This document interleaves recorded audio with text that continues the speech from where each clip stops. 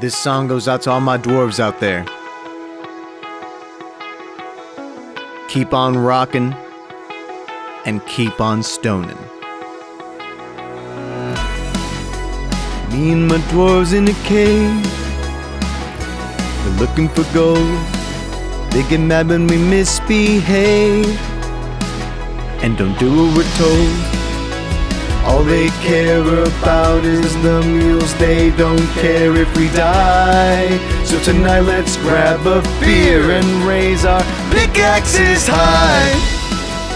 As long as we're together, we're never alone.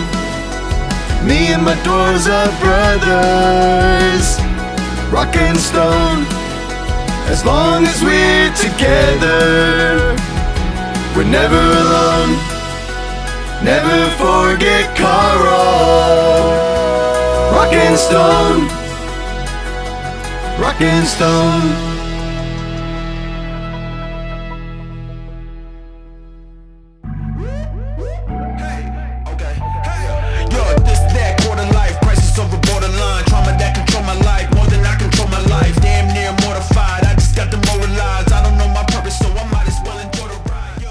Deep Rock Galactic is a cooperative first-person shooter developed by Ghost Ship Games, and without a doubt, it is easily my most requested video for me to make in the comments. So yes, I finally did it, it's here. I'm rocking and I'm stoning, in Carl's name we pray.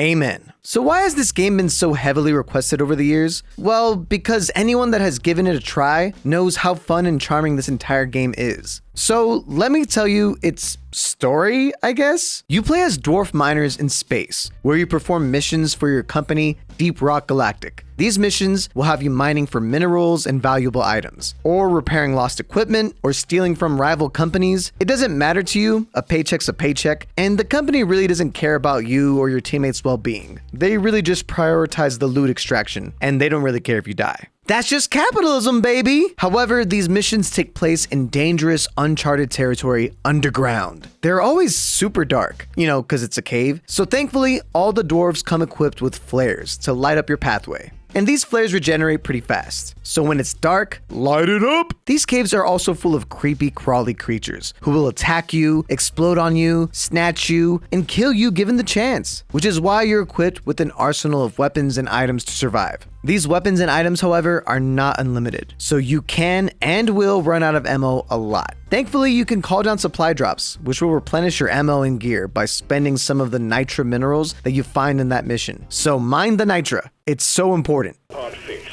Remember, you just killed him with the supply pod! That wasn't me. I didn't commit no murder. Okay, you didn't see nothing. These supply drops are also one of the only ways for you to heal your health. But also, you can heal by mining bright red rocks called red sugar. Thankfully, you also have a rechargeable shield, so you can live on very low health for a while. But when, not if, when you die, it ain't over. Your teammates can revive you, and as long as one person is alive, you have a chance. But don't be surprised if you fail a mission. It happens, you noob. That's why communication is key. So that's basically the whole game. You land in a cave, complete the objective, and then get on the drop pod out of there with your loot. After every mission, you'll level up your specific dwarf and can buy upgrades to your arsenal, get new perks, or even get new weapons. Or you can just buy cosmetics to look super drippy and flex on all the other dwarves. It doesn't matter what you do, it's up to you. But I barely scratched the surface on what you can do in this game. There's a ton of different ways to approach a wide variety of missions and biomes. When you choose your missions, you can increase the difficulty to earn more money, but there will be more enemies and less supplies. So high risk, high reward. That's the incentive to constantly level up and upgrade, so you can handle harder missions and make more money and repeat and repeat and repeat. But what makes the game feel pretty fresh each time is that every mission's map is procedurally generated, meaning that it's a completely new map every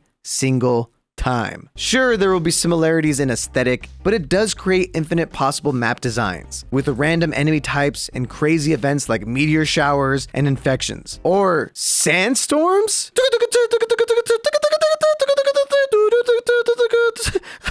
Sorry. However, these random maps can be both a blessing and a curse sometimes, especially when you don't have a driller. Speaking of drillers, let's talk about the classes of dwarves.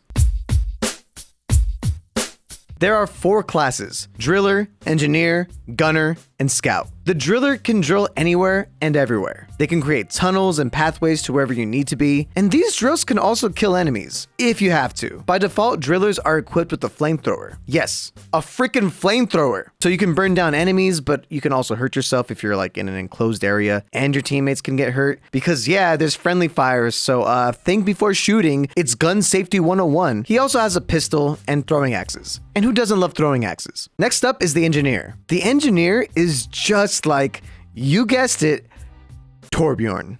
He can create turrets that will automatically shoot down enemies with ease. However, unlike Torbjorn, the turret won't be destroyed, but it does run out of ammo. Engineers can also create platforms to help traverse awkward areas and mine minerals in higher up places. The engineer is my personal favorite dwarf. So if you're like me and like being a team player who also lets his turret do most of the dirty work, just pick the engineer. Also, by default, they're equipped with a shotgun, a grenade launcher, and a decoy grenade. Next up is the gunner. The gunner has guns. By default, he has a minigun, and this thing shreds. He's the one who will do all the damage in the group and take out bosses and hard to kill creatures. Even if that minigun runs out of ammo, he does have a pretty strong pistol or grenades to finish off kills. He also can create zip lines. So just like Pathfinder, you can shoot one and zip across the map. Woo! Any day now.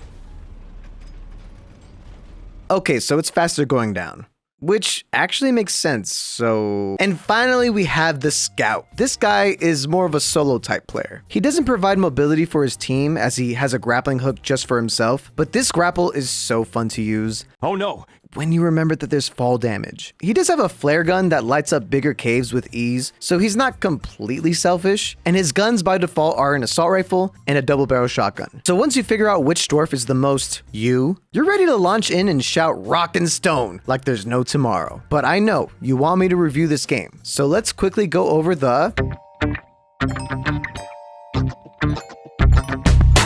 This game has one of the best communities of all time. Seriously, when I played it for the first time in my life on Twitch, the players were so helpful and explained everything to me so easily. The server browser makes it easy to join teams and complete specific missions, or you can host a public game and people will sometimes join you in the middle of the mission. But even if you don't want to join a team, the game even makes solo fun. You get this robot companion Bosco that can help you mine and fight, and you can upgrade him and customize him as well. Oh yeah, the customization is great. You can really make your dwarf look super unique, or make your dwarf look like the Master Chief, because why not? Let's always bring Master Chief into every game, please. Also, this might be the best hub world of any video game. There's a ton of things to do besides purchase things, like dance to random music, kick cans, and play Jetty Boot, which is like Flappy Bird, but better. And here is where you can buy beer, which can get you drunky wonky, making missions a little goofier. But also, some specific high-end beer can get you bonus effects that help you during the mission. So it's not just a goofy, pointless side thing. Although, some of these beers are wild. Like one teleports you, others make you explode, or send you to space. There's even a beer that makes you smarter called Smart Stout. This game is hilarious. The beers are funny, the dwarfs are funny, mission control is funny, the dice, I love them. There's just so much content to grind for on both the cosmetic and the upgrade side, with their own sort of prestige system that gets you even more things to work towards. And with the developers consistently updating this game with new missions and cosmetics every season, it really does feel like a game that is built for longevity. Shoot, I'm talking about it 3 years later. Also, the music is just so good, especially when you're like fighting a boss. It just builds up so well. The game is a perfect balance of challenging and rewarding, while also just being a vibe and a half.